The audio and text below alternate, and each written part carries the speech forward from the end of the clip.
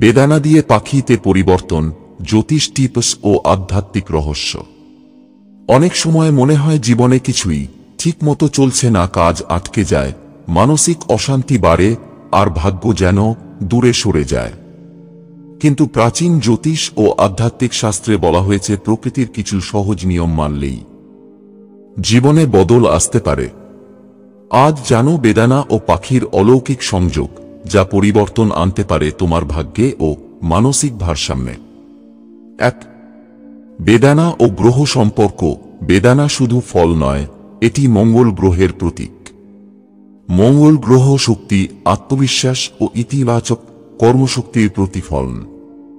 প্রতি মঙ্গলবার এক বাটি বেদানা ভগবান হনুমানজিকে অর্পণ করলে জীবনের অশুভ শক্তি পাখির মতো উড়ে যায়। এটি তোমার জীবনে নতুন উদ্যম ও সাফল্য নিয়ে আসে। 2. পাখির প্রতীক। পাখি প্রতীক স্বাধীনতা, বার্তা ও আশার। জ্যোতিষ মতে পাখিরা শুভ শক্তি বহন করে।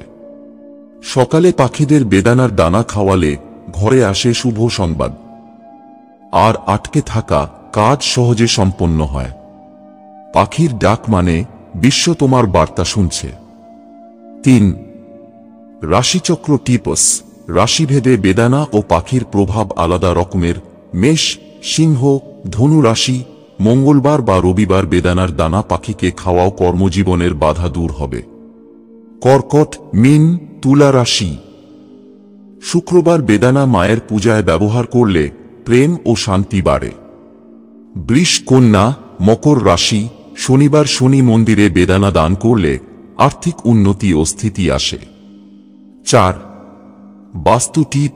বাড়ির উত্তর পূর্ব দিক একটি ছোট বাটি বেদানার দানা রেখে প্রতিদিন পাখিদের ডাকলে নেতিবাচক শক্তি দূর হয়। ঘরে শুভশক্তি প্রবেশ করে পরিবারে শান্তি ও সৌভাগ্য বৃদ্ধি পায়। 5.